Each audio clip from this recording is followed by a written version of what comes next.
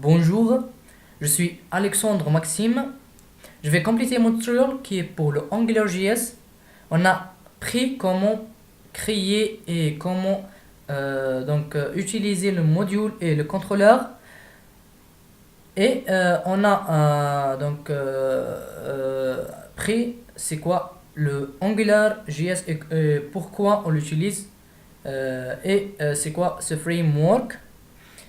Aujourd'hui, on va parler de le contrôleur et comment on peut l'utiliser spécifiquement et comment le relier avec notre page et fait des choses très magnifiques et les erreurs. Premièrement, on a un autre nom de contrôleur qui est myController ici. Dans notre custom JS page qui est ici, j'ai déjà dans la vidéo précédente créé le module qui est myModule et le relier avec le HTML page dans le ng-app, dans ce code qui est directive ng-app myModule, et j'ai créé le contrôleur et le nom qui est myController qui est dans le body ici avec le nom myController. Et c'est ça la fonction qui est pour le contrôleur avec le paramètre scope que j'ai déjà l'expliqué dans la dernière vidéo. Maintenant je vais faire objet un enregistrement pour les employés. Employé égale par exemple first name qui est par exemple Alexandre. C'est juste pour un seul employé. First name et last name, par exemple, Maxime. Et pour le gendre, par exemple, qui est un garçon. Et je vais faire pour l'objet scope, propriété et employé. Donc égal à l'employé, le variable qui est au je vais regarder, je vais aller vers le HTML. Je vais faire un div, une balise div avec first name par exemple. Qu'est-ce qu'il égale? Il égale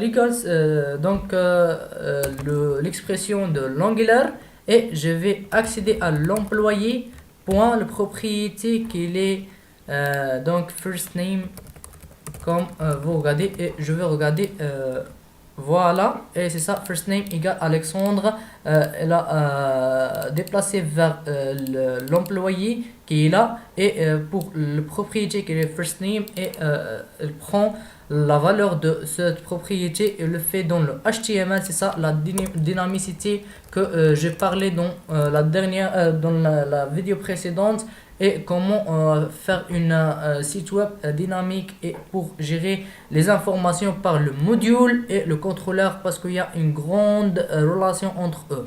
Pour le last name par exemple, pour compléter la chose plutôt, ici on va juste modifier last, et voilà dans le div qui est gendre par exemple. Voilà, comme ça je vais accéder vers le gendre, et c'est ça, ce sont nos informations ici, le first name, last name et gendre comme vous regardez ici. On va juste tester pour par exemple Alexandre, on va écrire David par exemple, et c'est ça le nom comme j'ai déjà modifié dans le JavaScript. Maintenant Alexandre. Donc maintenant je vais aller vers le HTML, et je vais tester une chose pour les erreurs. C'est comment vous pouvez donc savoir les erreurs et connaître comment le résoudre. Premièrement, je vais changer le nom de notre contrôleur, donc je vais le modifier, je vais faire une erreur, et je vais regarder comment ça va résoudre.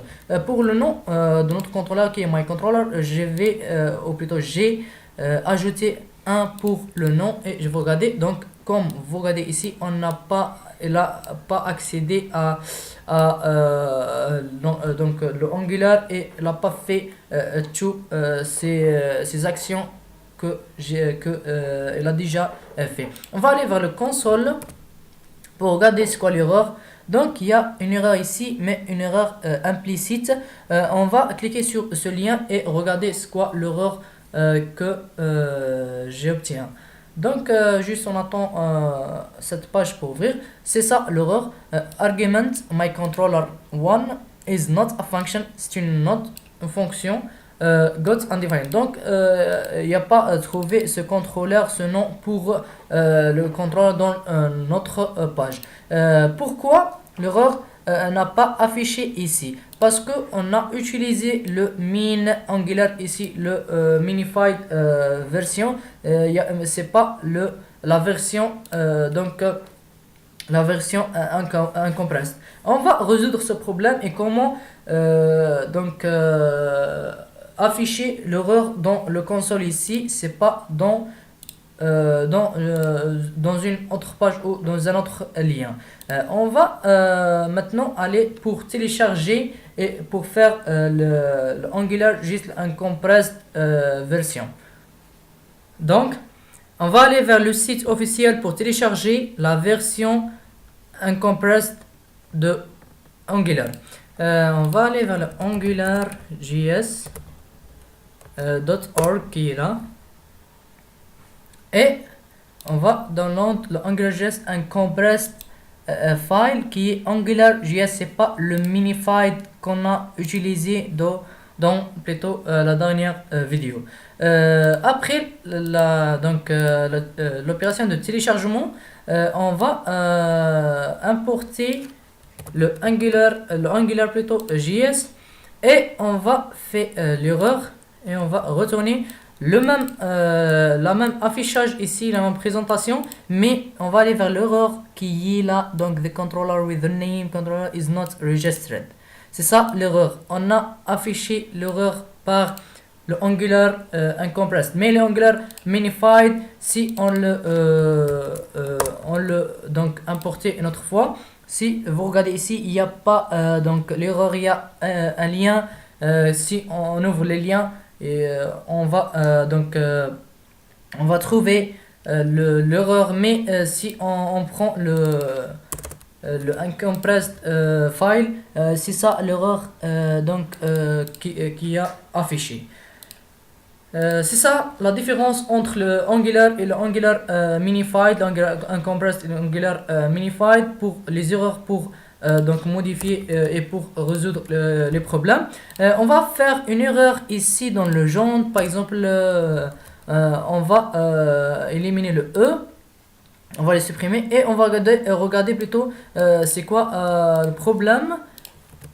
Ici il n'y a aucune erreur et il n'y a aucun affichage. Donc si on fait une erreur dans les propriétés ici, les noms de propriétés ou comme ça, dans l'expression ici, il n'y a aucun affichage dans la page et il n'y a aucune erreur. Mais si on fait une erreur de nom de contrôleur, par exemple, de module, l'erreur va afficher ici dans le console et il n'y a aucun traitement va afficher. On va le retourner et comme ça, toutes les informations sont affichées correctement. Maintenant, comment on peut faire le Angular et le contrôleur dans une seule ligne. Donc ici, on va cliquer sur, on va faire un point et controller comme ça, et on va prendre le nom ici plutôt et la fonction qui est là.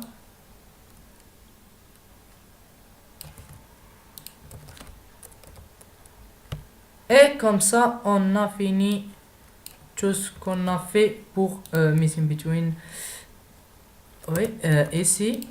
Et comme ça, donc le même résultat ici. Et comme ça, on a fait le contrôleur et le module dans une seule ligne pour éviter les lignes et pour faire tout ça dans un seul ligne comme ça et sans erreur sont tout. Merci de voir la vidéo, j'espère que vous avez appris tout ce qu'on a fait pour cette vidéo. Thank you.